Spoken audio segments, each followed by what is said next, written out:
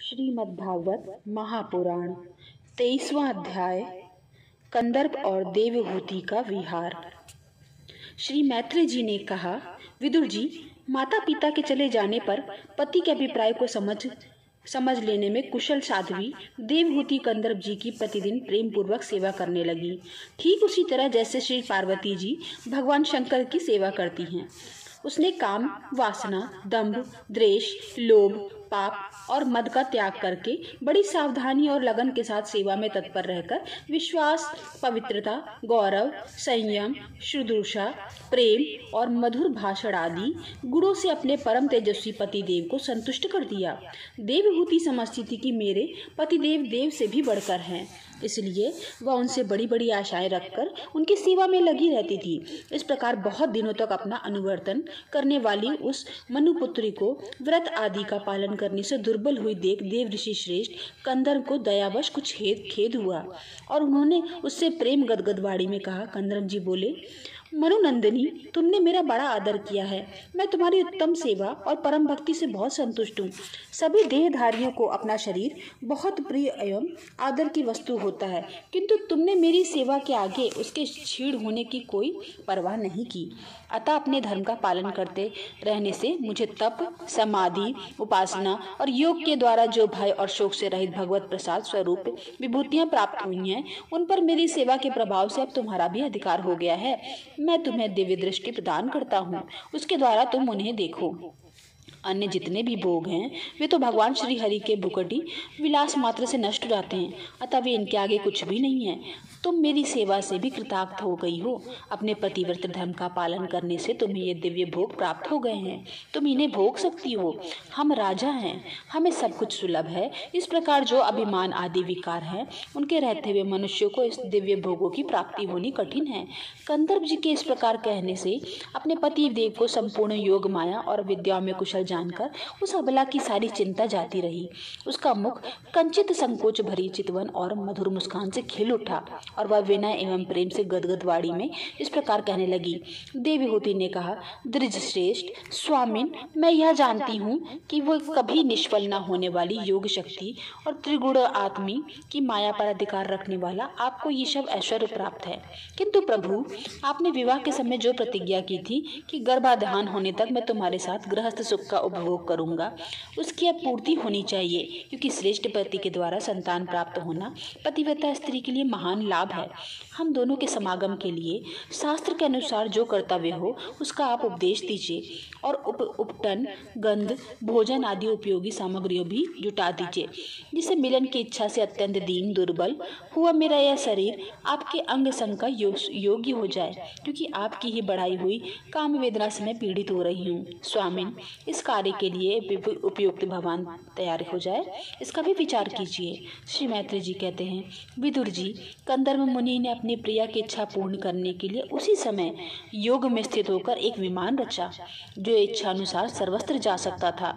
यह विमान सब प्रकार के इच्छित भोग सुख प्रदान करने वाला, अत्यंत सुंदर, सब प्रकार के रत्नों से युक्त, सब संपत्तियों के उत्तरोत्तर वृद्धि से संपन्न तथा मणिमय खंभों में सुशोभित था। वह सभी रीतियों में सुखदायक था और उसमें जहां तहां सब प्रकार के दिव्य सामग्रियां रखी हुई थी तथा उसे चित्र विचित्र रेशमी झंडियों और पताकाओं से भी सजाया गया था, जिन पर ब्राह्मणगण मधुर गुंजार कर रहे थे। ऐसे रंग बिरंगे पुष्पों की मालाओं से तथा अनेक प्रकार के सूती और रेशमी वस्त्रों से वह अत्यंत शोभायमान हो रहा था। एक के ऊपर एक बनाए हुए कमरों में अलग अलग रखी हुई शैया, पलंग, पंखे और आसनों के कारण वह बड़ा सुंदर जान पड़ता था। जहां तहां दीवारों में हुई शिल्प रचना से उसकी अपूर्व शोभा हो रही थी। उसके पन्ने का फर्श था और बैठने के लिए मूंगे की वेदियां बनाई गई थीं। मूंगे की ही देहलियां थीं। उसके द्वारों में हीरे के किवाड़ थे तथा इंद्रनील मणि के शिखरों पर सोने के कलश रखे हुए थे। उसकी हीरे की दीवारें में बढ़िया लाल जड़े हुए थे। ऐसे जान पड़ते थे मानो विमान की आंखें हों तथा उसे रंग बिरंगे चंदोवे और बहुमूल्य सुनहरी बंदरवारों से सजाया गया था। उस विमान में जहाँ तहाँ कृत्रिम हंस और कबूतर आदि पक्षी बनाए गए थे जो बिल्कुल सजीव से मालूम पड़ते थे। उन्हें अपना सजाती समझकर बहुत से हंस और कबूतर उनके पास बैठकर अपनी बोली बोलते थे। उनमें सुविधा अनुसार क्रीड़ा स्थली, शयन गृह, बैठक, आंगन और चौक आदि बनाए गए थे, जिसके कारण वह विमान स्वयं कंदर्प जी को भी विस्मित कर सा रहा था। ऐसे सुंदर घर को जब देवहूति ने बहुत प्रसन्न चित्त से नहीं देखा तो उसके सबके आंतरिक भाव को परख लेने वाले कंदर्प जी ने स्वयं ही कहा, भीरू, तुम इस बिंदु सरोवर में स्नान करके विमान पर चढ़ जाओ। या विष्णु भगवान के रचा हुआ तीर्थ मनुष्यों के सभी कामनाओं की प्राप्ति कराने वाला है। कमल लोचना देवहूति ने अपने पति की बात मानकर सरस्वती के पवित्र जल से भरे हुए उस सरोवर में प्रवेश किया। उस समय वह बड़ी मैली कुचली साड़ी पहने हुए थी, जिसके सर से बाल चिपक जाने से उसमें लटें पड़ गई थीं। शरीर में मैल जम गया था तथा स्तन कांतिहीन हो गए थे। सरोवर में गोता लगाने पर उसके भीतर एक महल में 1000 कन्याएं देखी। वे सभी किशोर अवस्था की थीं और उनके शरीर से कमल की सी गंध आती थी।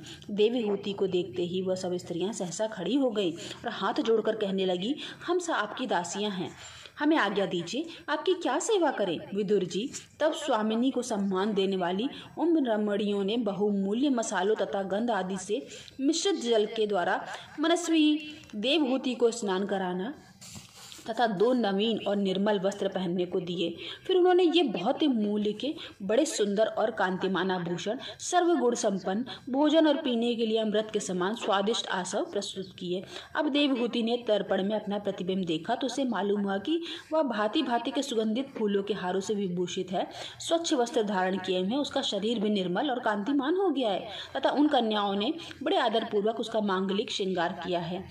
उसे सिर से स्नान कराया गया था। स्नान के पश्चात अंग अंग में सब प्रकार के आभूषण सजाए गए थे तथा उसके गले में हार हुमेल, हाथों में कंकड़ और पैरों में छमछमाते हुए सोने के पायजेब सुशोभित थे। कमर में पड़ी हुई सोने की रत्न जड़ित करधनी से बहुमूल्य मणियों के हार से और अंग अंग में लगे हुए कुमकुम आदि मंगल द्रव्यों से उसकी अपूर्व शोभा हो रही है।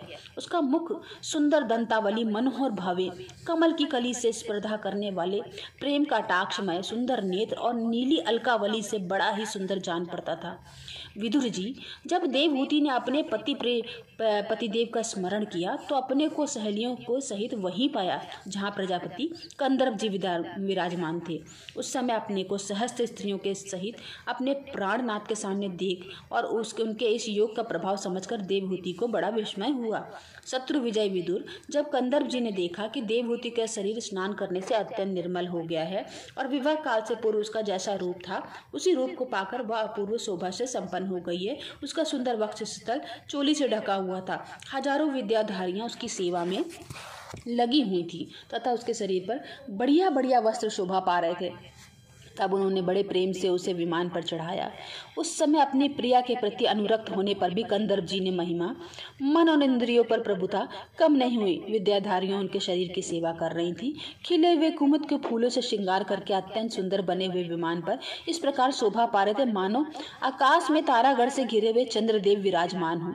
उस विमान में निवास करके उन्होंने दीर्घ काल तक कुबेर जी के समान मेरु पर्वत की घाटियों में विहार किया।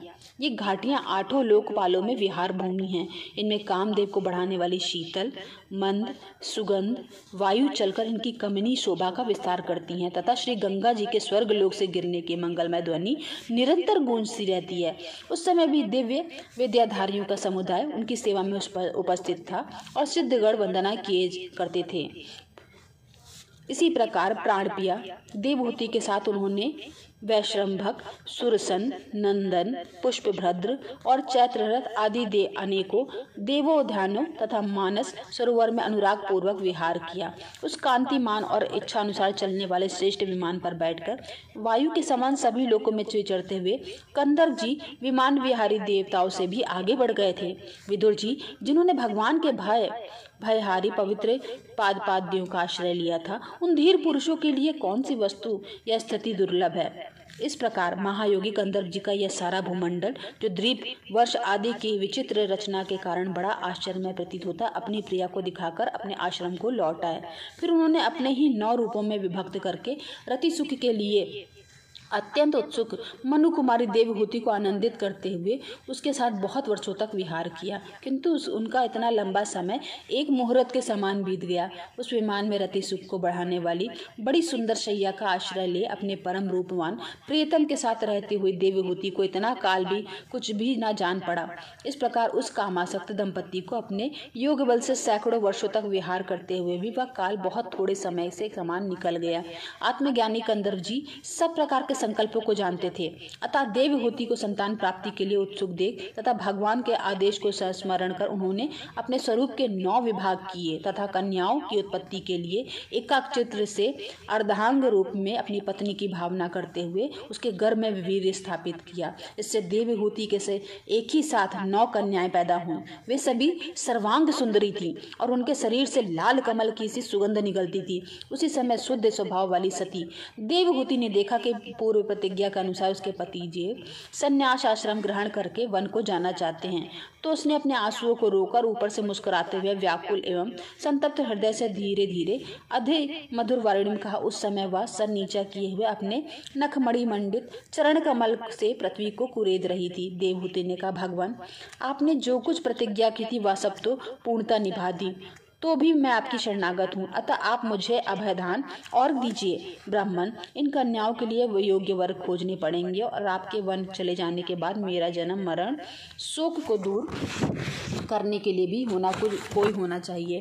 प्रभु, अब तक परमात्मा से विमुख रहकर मेरा जो समय इंद्रिय सुख भोगने में बीता है वह तो निरर्थक ही हो गया।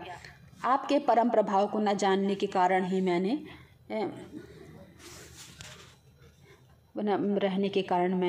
इंद्रियों को विषय में आसक्त रहकर आपसे अनुराग किया। तथापि यह भी मेरे संसार भय को दूर करने वाला ही होना चाहिए। अज्ञानवश असत्पुरुषों के साथ किया हुआ जो संग संसार बंधन का कारण होता है, वही सत्पुरुषों के साथ किए जाने वाले असंगता को प्रदान करता है। संसार में जिस पुरुष के कर्मों का न तो धर्म का संपादन होता है, न वैराग्य उत्पन्न होता है और न भगवान की सेवा ही संपन्न होती है, वह पुरुष जीते ही मुर्दे के समान है। अवश्य मैं भगवान की माया से बहुत ठगी गई हूँ, जो आप जैसे मुक्तिदाता पतिदेव को पाकर भी मैंने संसार बंधन से छूटने की इच्छा नहीं की। इति 23वां अध्याय समाप्त। कंदर्प जी वो पहले ऋषि हैं जिन्होंने विमान की रचना की है। राधे राधे।